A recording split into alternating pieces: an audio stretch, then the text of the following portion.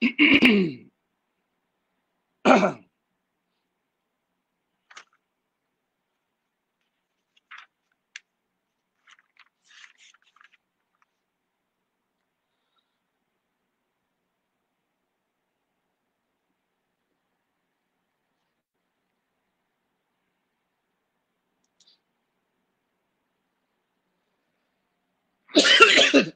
tak lepas.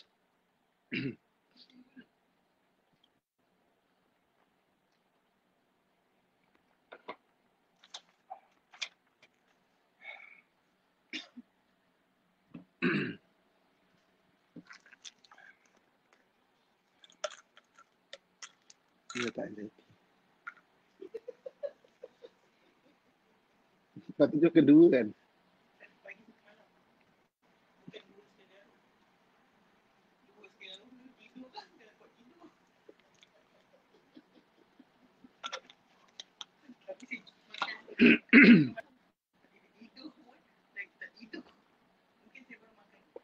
Baca doa. Abang lebih Alhamdulillah. Waktu ini terus bersama Yati di IKIM, Inspirasi Inforia Islami, menerusi perkongsian di aspirasi. Kita bakal mulakan menerusi perkongsian. Pesona di Zarah dah pun bersedia di hujung talian untuk bersama dengan sahabat-sahabat. Tak lain tak bukan sihat-sihat waktu katanya. Bersama dengan Ustaz Muhammad Abdul Alamin di hujung talian saat ini. Assalamualaikum Ustaz. Waalaikumsalam warahmatullahi wabarakatuh.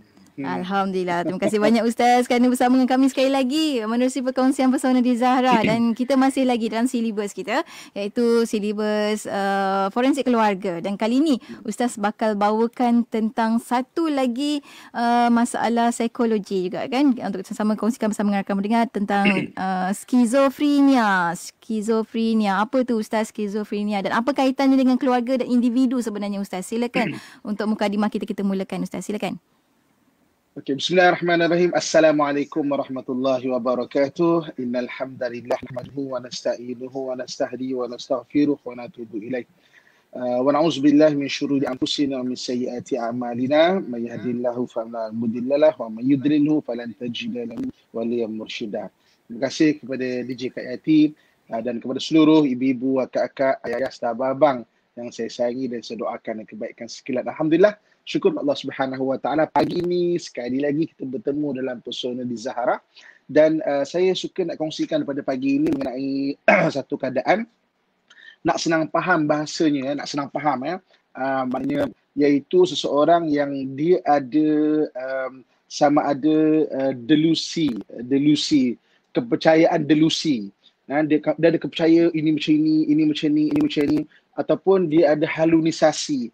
Halusinasi ni terdengar suara-suara kan, ternampak benda-benda dan sebagainya. Dan jadi kita nak tengok daripada sudut Islamik dia dan juga daripada sudut sudut Islamik dia dan juga daripada sudut apa kajian-kajian yang telah dibuat daripada pakar-pakar perubatan dan sebagainya.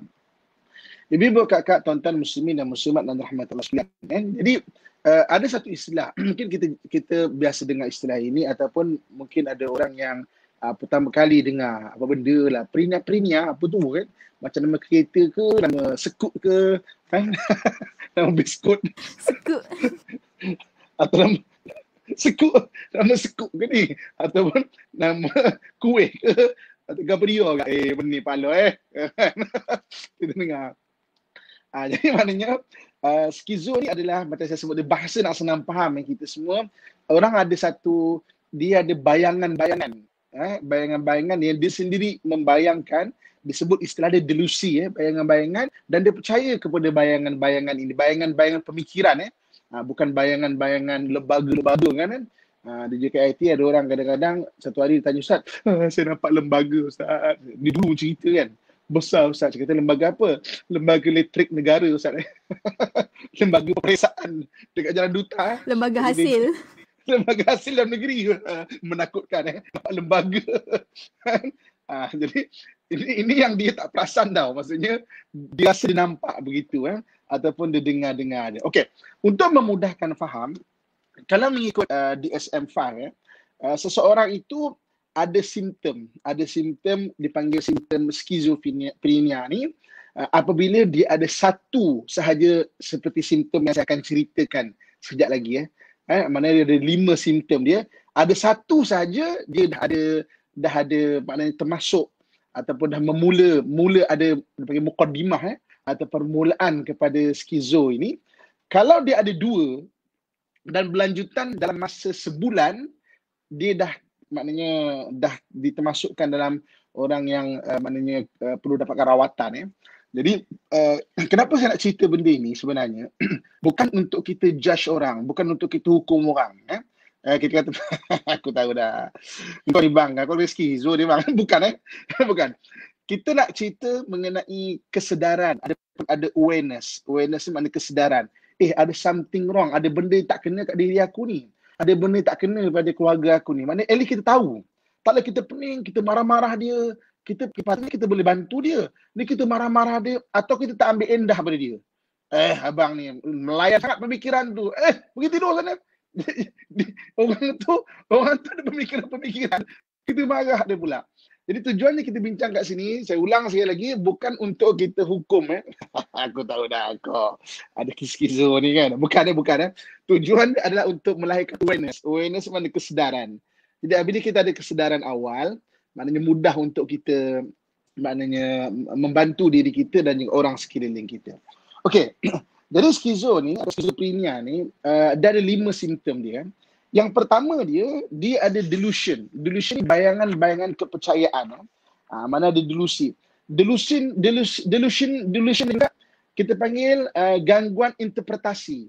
Gangguan interpretasi maksudnya dia ada gangguan dalam mentakrifkan satu benda tu. Contoh kata dia tengok orang kan, orang tu sengih kat dia tu kan, nanti dia akan ada satu kepercayaan dan satu bayangan. Dia ni sengih ni, nanti dia nak hantar sihir kat aku lah tu. Macam tu dia ada benda macam tu. Dia ada delusi kawalan kita panggil. Antara contoh dia. Contoh macam dia percaya orang boleh kontrol dia dan dia begitu kita panggil takut sangat. Ini kena ke sini nanti kena inilah, kena itulah. Ada delusi dia kan. Okey. Belum tentu orang ada ini dia skizo. Jadi maknanya kalau dia dah terlalu obses pada benda ini, dah mula start. Lepas tu saya cakap kalau kita ada 2 simptom yang saya akan sebut kejap lagi dan berlarutan sama sebulan, dah boleh start untuk dapatkan nasihat. Maksudnya macam tu. So, maksudnya apa lagi?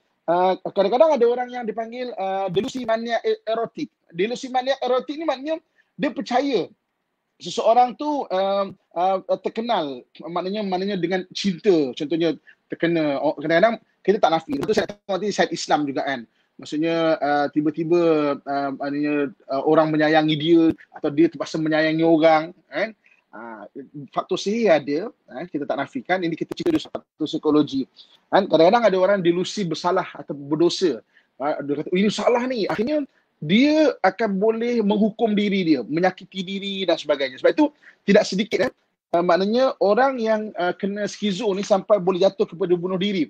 5 ke 6% individu yang kena skizo ni mati bunuh diri kalau dia tak ada pegangan agama kan, maknanya negara-negara barat, dan 20% daripadanya cubaan untuk membunuh diri. Cubaan pun dah berat dah tu sebenarnya. Maknanya cubaan kalau tak diselamatkan maka boleh ke arah itu kan. Itu boleh cerita kerana memudaratkan orang lain. Ni kadang-kadang banyak contoh di kisah-kisah di Malaysia. Ada satu kisah di mana satu orang ibu kes Jun 2018 dekat maknanya dekat Pahang contohnya kan, ada tu kes maknanya satu orang bayi 19 bulan dikelar oleh ibunya sendiri. Jadi ketua kesihatan jenayah kata kesihatan mendapati ibu tu mengalami maknanya kepercayaan yang dia kena kelar anak dia. Jadi itu maknanya memudaratkan diri dan memudaratkan orang lain. Jadi yang pertamanya dia ada delusi. Delusi maknanya bayangan ataupun kepercayaan yang dia tidak dapat mentakrifkan dengan bagus benda tu. Tak boleh nak timbangkan benda tu bagus ke tak bagus ke dan sebagainya. Itu yang pertama. Okey. Ciri yang keduanya dia ada halunisasi. Halunisasi ni maknanya dia dapat melihat atau dia dapat mendengar perkara-perkara yang sebenarnya tidak berlaku. Okey, dia saja dia dapat melihat ataupun dapat mendengar benda-benda. Contoh orang lain tak dengar tapi dia ada orang datang. orang lain tak dengar macam tu kan. Okey. Ataupun dia dapat melihat dia tiba-tiba dia dapat bayangan benda ni kan. Lembaga Hasil dan Negeri kan. Maksudnya dia, yang itu orang lain pun dapat tengok. Orang lain pun sama juga. Sama juga. Okey. Ini tak ada tapi dia ada bayangan. Halusinasi demikian. Okey. So di mana dia ada halusinasi sama ada pendengaran ataupun maknanya penglihatan yang orang lain tak dapat tengok. Jadi sama juga ada kes yang dia bunuh diri kan, sebab dia nampak bayangan-bayangan orang di sana, rupanya tempat itu bahaya, dia pergi rupanya terjun bangunan. Ataupun kadang-kadang ada halusinasi yang memudaratkan orang lain kan. Dia tengok suami dia sebelah tu macam hantu, tiba-tiba dia cekik laki dia kan. Maksudnya dia ada bayangan, ada halusinasi yang orang tak nampak maksudnya yang orang lain maknanya tak seperti mana yang dia tengok. Itu ciri yang kedua. Okey.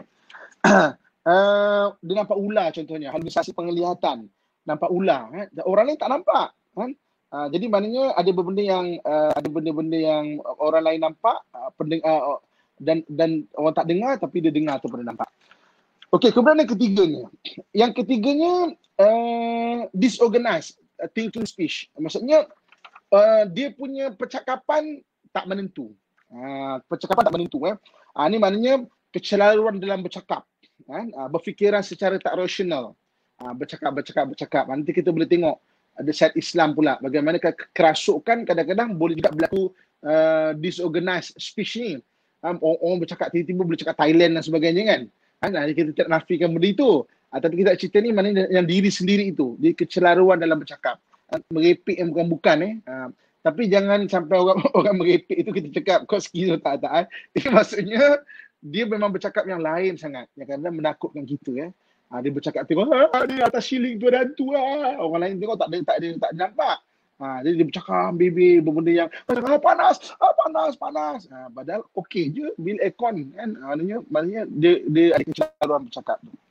Okey. Kemudian yang keempatnya kan. Yang keempatnya apabila dia panggil gejala kognitif maknanya abnormal motor behavior. Abnormal motor behavior ni gejala kognitif. Masalah tak boleh nak kawal badan bergetar, motor disorganized ataupun kadang-kadang maknanya tumpuan konsentrasi tak boleh. Berjalan nak jatuh. Dia bersudut macam dia rasa bumi ni bergerak-gerak dan sebagainya. Dan yang terakhir sekali kita panggil sebagai maknanya negative symptom lah. Negative symptom ni maknanya tidak beremosi kan. Pandangan tu pandangan yang kosong kan. Akhirnya tak menjaga kebersihan kan. Tak ada motivasi diri. Kadang-kadang boleh memencilkan diri kan. Kadang lari kat hutan ke mana-mana. Orang cari, lari balik. Orang tak, tu sampai kena ikat sebagainya kan. Kesian kadang-kadang kalau kita tak dapat bantu orang macam ini kan. Maknanya tak boleh nak buat aktiviti seharian dan sebagainya. Okey.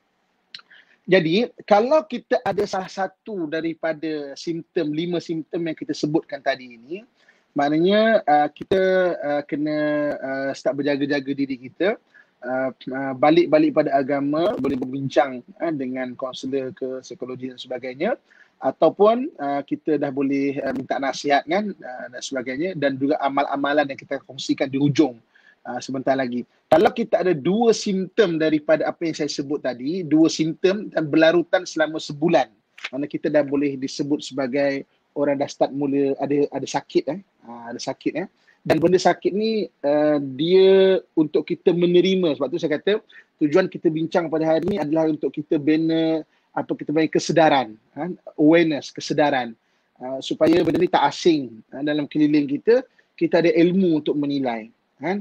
Jadi kalau kita ada ilmu, kita boleh faham apa benda tak betul dan benda tak betul. Kalau kita tak dapat menilai, kita rasa benda ni normal biasa, tapi sebenarnya tak biasa dan perlu pertolongan. Lebih-lebih lagi kadang-kadang katakan kita meremehkan isteri kita, kena macam awak ni layan sangat pemikiran awak ni, padahal dia dah mula kena sokongan moral kita.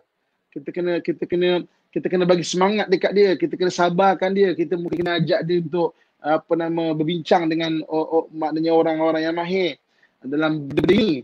Jadi kita kan meremehkan ataupun kita panggil take for granted kan, kita buat tak tahu je benda ni. Jadi kalau tak dapat dibantu awal, takut dia akan melerit, dia akan panjang. Jadi bila kat tuan-tuan sekalian itu sebagai permulaan mukadimah dia, maknanya tanda-tanda ataupun ciri-ciri seorang itu ada skizo, mengikut DSM-5. Tidak lagi kita akan bincang dari sudut Islam pula. Wallahualam. InsyaAllah. Dengar tu mendebarkan. Ada yang dah mula kira-kira tu, dah ada 2/3 Ustaz. Dah seram dah kan. Tapi memang itu yang kita nak. Maknanya kita ada kesedaran. Bila kita ada kesedaran, kita ada langkah-langkah seterusnya yang kita boleh ambil. Kalau kita tak sedar, kita rasa kita biasa je. Macam Ustaz kata tadi kan, kita rasa kita biasa, kita rasa kita sihat. Na'udzubillah min dzalik. Dan kita akan berhenti rehat seketika. Selepas ni kita akan sambung lagi bagaimana cara-cara untuk kita mengatasinya, bagaimana nak membantu, insya-Allah. Kita akan kongsikan lepas kita berhenti rehat seketika. Untuk anda, jangan ke mana-mana, teruskan bersama kami di IKIM. Tekan butang share bagi yang menyaksikan ataupun menonton secara langsung di FB IKIM FM ataupun FB Ustaz Muhammad Abdul Alamin. Kita akan berhenti rehat seketika, kembali selepas ini tentunya hanya di IKIM, Inspirasi Inforia Islami menerusi pesona di Zara.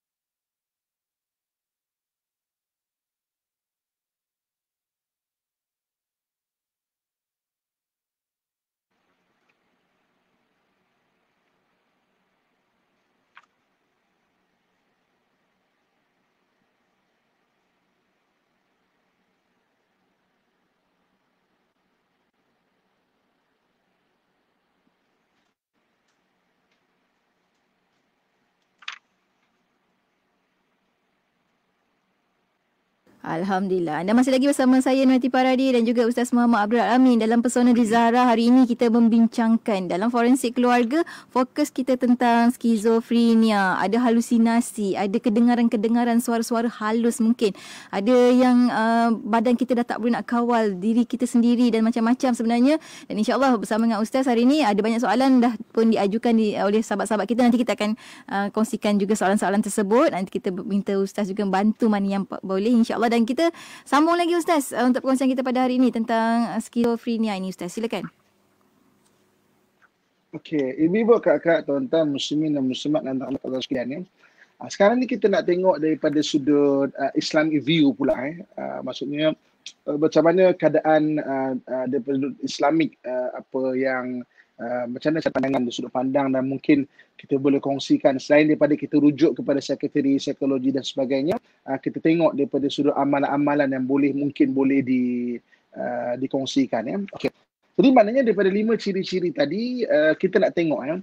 Jadi kadang-kadang sesuatu delusi ni boleh berlaku dalam beberapa keadaan. Kalau kita tengok daripada sudut Islami, okay, ada 3 benda yang kita kena tengok. Yang pertamanya iaitu daripada nafsu sendiri. Yang keduanya daripada bisikan-bisikan syaitan. Daripada faktor-faktor syaitan. Yang ketiga, Islam tak nafi kemanusiaan, ada orang yang memang ada penyakit begitu. Maknanya dia ada penyakit benda itu. Sebab tu kalau kita tengok kenapa sebab orang boleh berlaku skizo, kalau kita tengok antara dalam DSM-5 mengatakan bahawa antaranya memang genetik, faktor genetik ada juga mana keturunan. Maknanya kalau kita keturunan ni daripada genetik ni maksudnya kalau mungkin atuk dia pernah dulu ke ayah pernah, dia pun akan mungkin boleh jatuh macam demikian. Jadi kena lebih berhati-hati lah ya, mana faktor genetik. Kadang-kadang ada faktor yang memang kelahiran. Contoh macam bayi itu kecil-kecil lahir-lahir daripada pregnancy itu dia ada masalah. Contohnya hypoxia. Hypoxia ni kekurangan oksigen. Kekurangan oksigen yang akan menjejaskan apa bayi itu. Ataupun maknanya orang tua pun boleh kadang-kadang ada faktor umur boleh berlaku yang demikian ya. So jadi maknanya kadang-kadang ada benda-benda berlaku genetik dan sebagainya. Jadi maknanya Islam tak nafikan bentuk kemanusiaan. Jadi ada yang bernafsu, ada daripada bisik-bisik syaitan, ada juga daripada sudut maksudnya penyakit diri sendiri itu. Mana ketidakseimbangan beberapa sel dalam otak, ketidakseimbangan daripada apa yang dipanggil dopamin contohnya kan, antaranya dalam otak kita ni ada benda-benda yang perlu seimbang Jadi benda kekurangan demikian boleh trigger ataupun boleh menyebabkan mudah untuk orang jadi benda demikian. Okey. Jadi contoh daripada sudut nafsu nafsu contohnya keinginan seseorang kepada satu benda tu sampai dia ada delusi, dia ada bayangan-bayangan yang dia percaya pada benda itu. Jadi contohnya macam contoh maknanya ditambah pula dengan bisikan syaitan dan sebagainya. Contohnya macam zaman Nabi SAW lagi. Dan ada orang yang mengaku jadi Nabi. Dia mengaku jadi Nabi dia ada satu delusi bahawa lepas kita Muhammad sallallahu alaihi wasallam wafat, bahawa maknanya akulah ganti nabi itu. Contohnya macam Musailamatul Kadzab. Dia mengaku jadi nabi, dia percaya dan dia dapat bisikan-bisikan. Dia dapat bisikan daripada syaitan. Bagi dia dapat wahyu contohnya. Jadi maknanya sebenarnya memang ada sejak 1400 tahun yang silam. Walaupun dalam maknanya kajian doktor pada tahun 1844 baru doktor menemui benda ini. Jadi kalau di barat tapi dalam dunia Islam benda-benda delusi ini pernah berlaku. Bagaimana dalam hadis Nabi SAW sebut bahawa selepas aku kata Nabi SAW, ada orang yang mengaku Nabi. Mana dia ada satu kepercayaan, mungkin dia nak sangat, dia jadi macam benda itu. Dari satu delusi. Benda ini juga berlaku kadang dalam skala yang kecil. Contoh DJ KIT pernah tak dengar orang yang mengaku Imam Mahdi? Ada baca pasal Imam Mahdi. Pernah tak? Pernah dengar. Pernah dengar kan?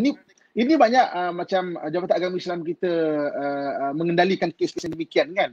Dia mengaku jadi Imam Mahdi bukan saja di Malaysia, di luar-luar pun ada. Dia baca sangat, dia jadi obses pada itu, dan dia dulu inilah aku. Kan?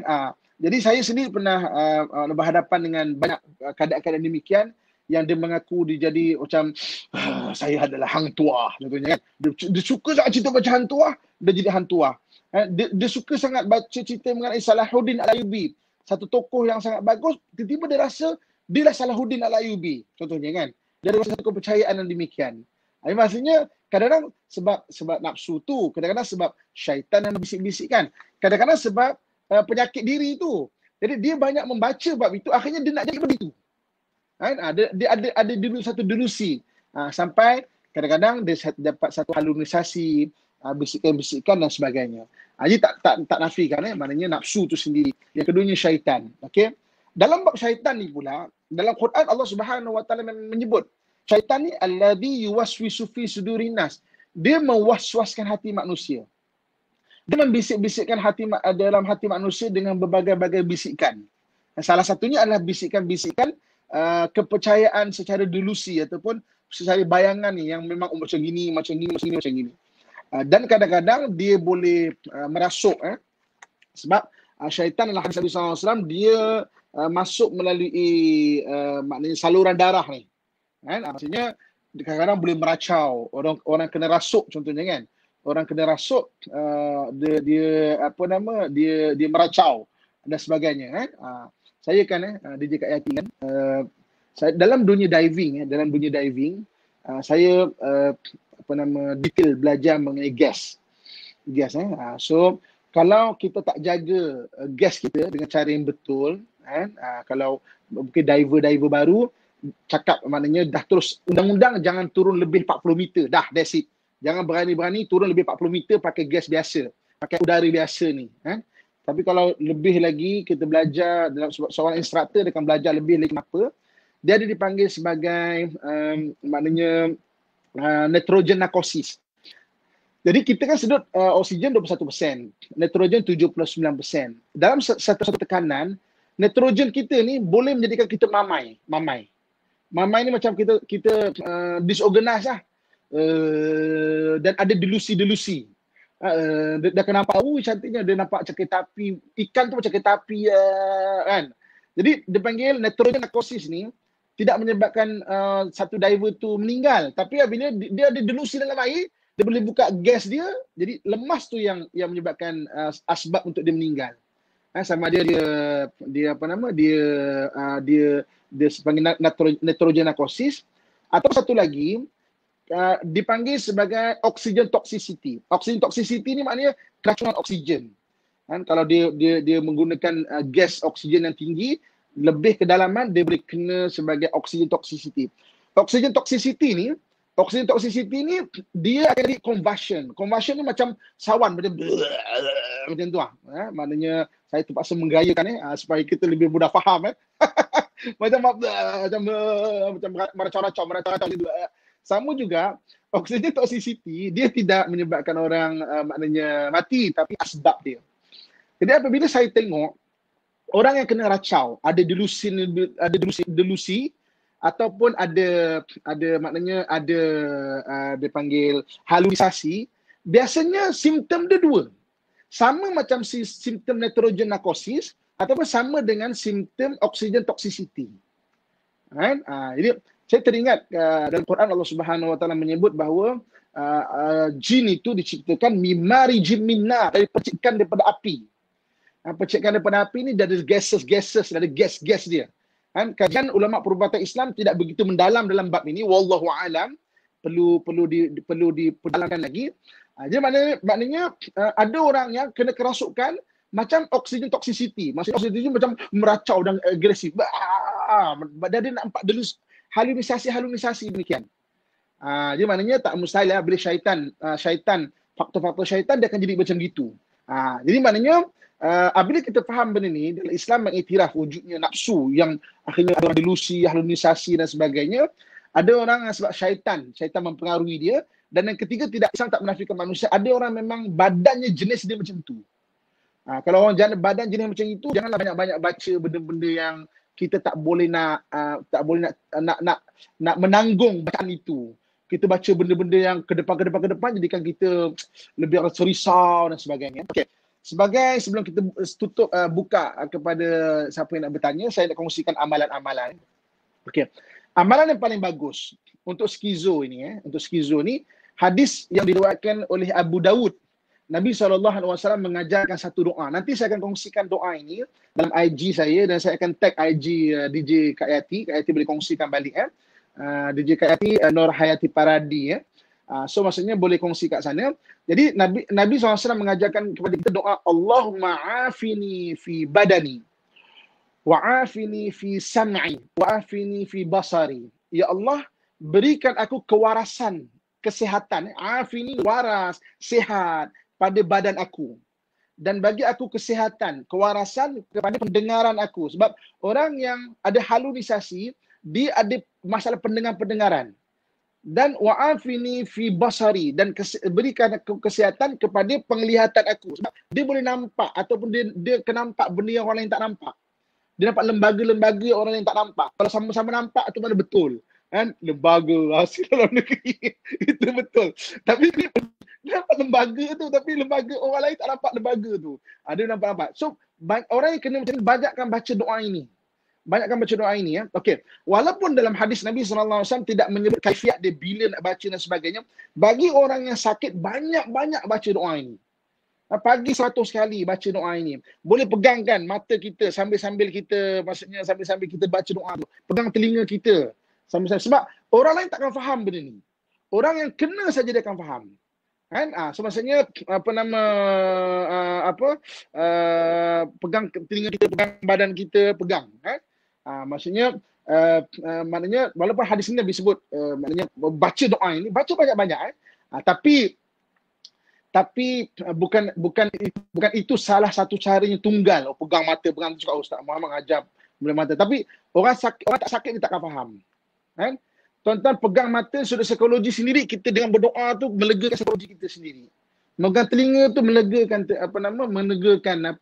psikologi kita sendiri. Saya pernah berhadapan dengan orang yang berhalusinasi begini, saya bacakan doa sambil kita pegangkan mata dia, sambil kita pegangkan telinga dia, suruh berulang baca ikut doa kita apa kita baca. Alhamdulillah baik dah sembuh. Kan apabila kita pegang, tolong pegang tu sendiri, melegakan dia tu sendiri tu. Kan? Okey, selain daripada itu, kalau nak doa Asmaul Husna, nama yang paling bagus adalah ya Allah ya Zahir ya Batin. Ya Zahir ya Batin, yang zahir dan juga yang batin. Yang juga yang dalaman. Jadi maknanya minta Allah SWT kurniakan kesihatan yang zahir dan juga yang batin kita. Baca banyak ya Zahir ya Batin, ya Zahir ya Batin, ya Zahir ya Batin. Jadi mudah-mudahan beri manfaat. Jadi doa ini nanti saya yakin doa tu senang je. Sebab dia pengulangan cuma tukar je. Allahumma afini fi badani. Badani bahasa Melayu pun sebut badan juga. Wa'afini fi sam'i, pendengaran. Wa'afini fi basari. Jadi mungkin bagi kita yang biasa DJ Kak Yati, tuan-tuan sekalian, ayah-ayah saya sekalian, kita rasa doa ni sekali lalu macam itu. Orang yang sakit dia akan faham bagaimana letupan-letupan doa ni daripada mulut, dia akan rasa sudah jiwa dia. Sebab hadis ini diajar oleh Nabi SAW. Dan keberkatan itu mudah-mudahan amalkan. Bagi yang siapa-siapa yang keluarganya ada skizo, sabar, tabah dan pergi berubat. Selain daripada pergi jumpa doktor dan sebagainya, maknanya amalan dalam Islam ni kita amalkan. Mudah-mudahan Allah beri kita kesembuhan. Apabila sembuh, hubungan sosial kita akan bagus. Dengan mak kita, dengan ayah kita, dengan suami, dengan isteri, dia sangat bagus. Wallahu a'lam. Alhamdulillah. Terima kasih banyak Ustaz untuk perkongsian pada hari ini. Masya Allah, kita banyak-banyak belajar banyak benda untuk sama-sama kita faham tentang diri kita, diri orang lain. Kalau kita nampak pelik tu, dia bukannya pelik sebenarnya, tapi dia sesuatu yang kita kena faham kan Ustaz kan. Dan kita nak kongsikan antara respon-respon daripada sahabat-sahabat kita Ustaz. Intan Lydia berkongsi, kata dengan izin Allah, sahabat kita ni dah lalui semua ini berpunca dari gangguan sihir. Dan Alhamdulillah sekarang sahabat kita ni dah pun sembuh. Alhamdulillah. Seterusnya kita ada Esah Tawang, kata makcik ada anak sakit macam ni 15 bulan lebih dah. Kenapalah baru sekarang dengar tentang penyakit ini? Kalau dulu dengar dapatlah buat apa-apa yang patut dari dulu lagi. Apa-apa pun syabas untuk Ustaz Muhammad. Bolehlah Ustaz, sahabat kita ni ikut nasihat Ustaz. Dan seterusnya kita ada soalan daripada sahabat kita di WhatsApp IKIM Ustaz tentang ini. Okey. Sahabat kita ni ada adik terlalu meminati seorang pelakon sehingga dia bukan sekadar meniru, tetapi kebelakangan ini dia anggap diri dia adalah artis itu. Adakah adik sahabat kita ni dah sampai tahap skizo Ustaz? Okey maksudnya dia dah ada satu simptom kan. Dia belum skizo lagi, tapi maknanya mungkin terlalu obses sampai bolehlah dinasihat, jangan ambil tak tahu benda itu. Saya sebenarnya Kak Yati pernah ada satu ketika, satu orang yang, ini saya cerita umum, satu orang yang betul obses pada saya. Maknanya dia terlalu minat sebagainya. Jadi dia dapat nombor telefon saya tak tahu. Sebab tu saya minta tolong, kadang-kadang kita suka nak kongsikan nombor telefon para ustaz ni, nak jemput ceramah dan sebagainya. Tapi mendedahkan nombor personal ustaz ni bahaya. Orang boleh salah guna dan sebagainya, kan, dia minta tolong. Jadi kongsikan nombor PA tak apa. Jadi memula dia tersalah hantar nombor dekat saya. So macam, bang nanti tolong ambil saya bang, saya ni, oh maaf Ustaz, saya silap hantar. Oh bang nanti boleh tak tolong jangan lupa kan topik ledak tu bang untuk balik kerja ni kan. Oh minta maaf Ustaz, salah Ustaz. Okey, saya buat tak layan mesej ini. Sampai satu tahap dia rasa saya ni suami dia, yang memang dia percaya pada benda itu. Jadi benda ini sebenarnya pernah berlaku kepada Allahyarham Tuan Guru Datuk Harun Din.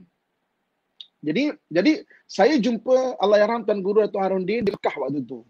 Saya bertanya, saya kata Datuk, Ustaz, saya dulu kecil-kecil saya pernah dengar yang bahagia Datuk cerita kisah Datuk. Datuk dan almarhum Datuk Tuan Guru Harun Din, dia mengajar di UKM. Satu hari memang ada orang sangat minat dekat dia sampai rasa Datuk Harun Din tu adalah suami dia. Dan dia tak siap telefon dekat rumah dan sebagainya, sampai dia rasa dia ada anak tu anak dengan Datuk Harun Din. Saya kata saya pernah dengar ceramah Datuk ini demikian. Jadi saya pun kena macam ini Datuk. Apa nasihat Datuk? Dan Datuk almarhum Datuk Harun Din bagikan panduan-panduan. Panduan-panduan maksudnya mengenai macam mana nak menangani benda ini. Nanti kita boleh kongsikan bagi orang yang berhadapan dengan orang yang maknanya sampai ada delusi begini di dalam sesi. Tapi nak ceritanya wujudnya orang macam ni. Jadi maknanya kalau ada benda gini, macam contoh tadi, adik tak mula obses sampai akhirnya dia rasa dia artis itu. Kena hati-hati. Ada dua simptom daripadanya, dia dah mula termasuk kepada penyakit ini, dan memang kena cari berubat. Takut mungkin nafsu ni tak maknanya minat sangat mungkin nafsu. Syaitan pula berbisik-bisik, ataupun jenis dia tu kita panggil selalu saya sebut sebagai inborn. Inborn ni lahir-lahir dia tak berapa kuat. Dia baca benda tu dia mudah untuk jadi benda itu. Wallahualam.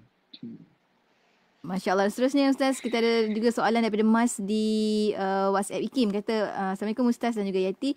Boleh tak komen untuk orang yang mengubatkan orang, katanya dia boleh tengok keadaan seorang itu dan tahu apa sebab-sebabnya. Kemudian dibaca dalam air dan surah minuman dan surah minum, tapi tak tahu apa yang dibaca. Berapa benarkah orang seperti ini Ustaz?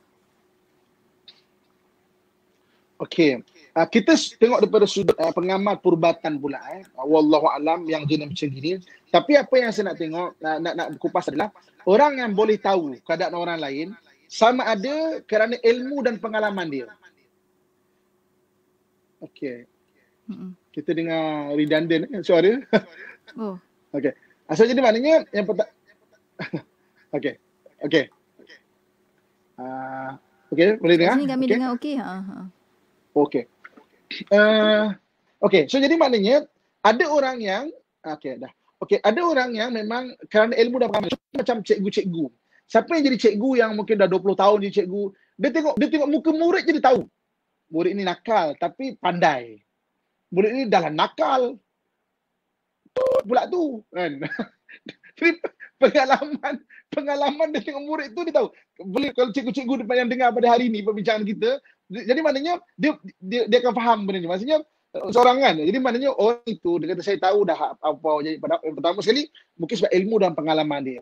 Yang kedua, kadang-kadang pengamal perubatan Islam ni sebab oleh kerana ada amalan-amalan dia ada firasat. Firasat ni maknanya rasa hati dia tu biasa tepat dalam bab mengubat. Rasa hati dia mengubat. Yang ketiganya mungkin orang tu ada kasyaf kita panggil. Kasyaf ni maknanya terbuka dia punya hijab mata tu. Dia boleh nampak. Tapi kasyaf ni bukan 24 jam. Dia bukan nampak sentiasa. Ada ketika-ketika dia. Dan ada juga tak nafi orang yang bak kata P. Ramlee lah ya. Dia bakal TV Ramli, kita cerita Ramli ni dia ada kisah bagaimana dia dengan satu orang Tok Bomo kan. Tok Bomo tu dia menyamai Tok Bomo tu, dia tipu orang. Tok Bomo kena ikat. Tok Bomo tu berkata, saya pun sama nipu juga. Jadi taklah kita cakap orang tu menipu sebagainya, tapi ada keadaan-keadaan yang dalam keadaan demikian. So jadi saya tak boleh nak ulas secara detail benda itu sebab saya tak kenal. Kalau saya kenal mungkin saya boleh ulas. Wallahualam. Baik, Alhamdulillah. Seterusnya Ustaz, sahabat kita berkongsi di WhatsApp IKIM Ustaz. Daripada sahabat kita ni kata, saya selalu dengar lalu terus baca. Saya dengar lalu terus baca doa Ustaz. Memang saya ada sihir dah 22 tahun, berubat sampai sekarang, meremang badan dan rasa bergetar-getar seluruh badan ini bila baca doa ini tadi Ustaz. Allahu Akbar. Maknanya memang kalau orang seorang yang memang ada, mungkin Ustaz dia ada getar-getaran tersebut Ustaz ya. Nasihat saya teruskan membaca. Saya lebih percaya hanya seseorang, diri orang itu yang bagus sangat untuk mengubat diri dia sendiri. Iaitu dengan cara kita amalkan amalan Kalau macam dengan orang lain bagus, tapi diri sendiri lagi bagus untuk kita ubat diri kita. Wallahualam. Baik, dan apa yang Ustaz kongsikan tu senada sebenarnya dengan apa yang dikongsikan oleh sahabat kita di WhatsApp IKIM Ustaz.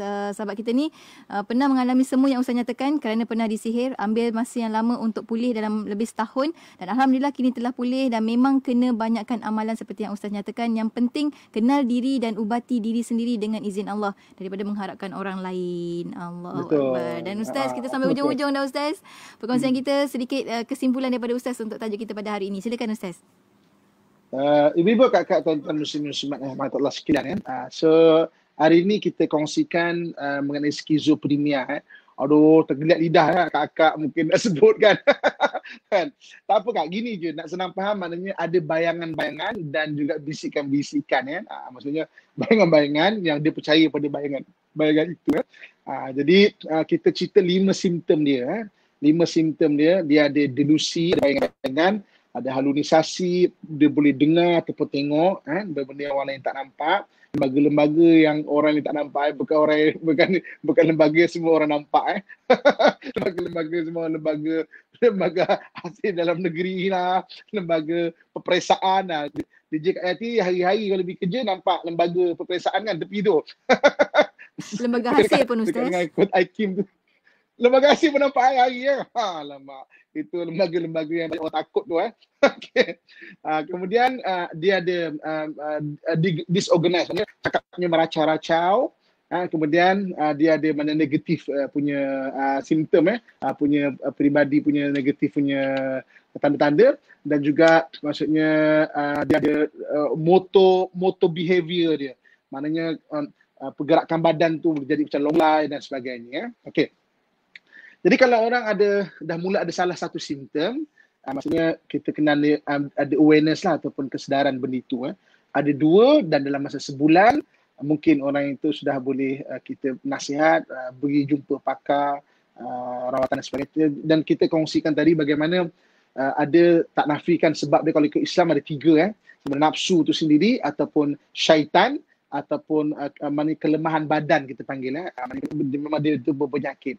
Jadi berubatlah. Saya suka mengingatkan kita mengenai hadis Nabi SAW berkata tadawau, berubatlah kamu.